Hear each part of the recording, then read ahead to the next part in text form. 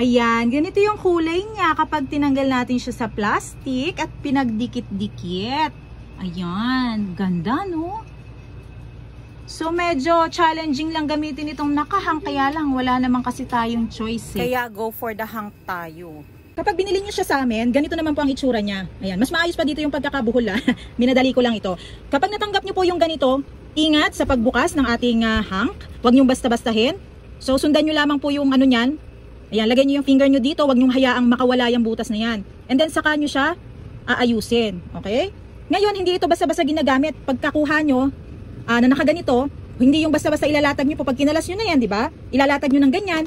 At saka kayo crochet. Huwag nyo gagawin yun kasi magbubuhol-buhol po yan. At maaabala pa kayo sa inyong ginagawa. So, ang kailangan natin gawin dito is, pwede nyo itong ilagay sa upuan. Kung meron kayong maliit na upuan, ilagay nyo siya ng parang pa ganito. Hindi parang, ganito na nga. Ayan. Sa mga upuan. Ilagay nyo po siya ng ganyan bago nyo siya kunin yung dulo at gamitin crochet. Para maiwasan natin yung pagbubuhol at maabala pa yung ating ginagawa.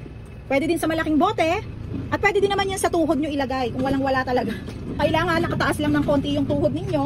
Nakaganyan yung forma niya. Wow, model. And then, ilagay nyo lamang po yan siya dyan at kumuha kayo ng empty, something empty na pwede natin siyang irolyo. Okay? So, ganun po yung mga pwede natin gawin para hindi naman makaabala pa itong hang natin.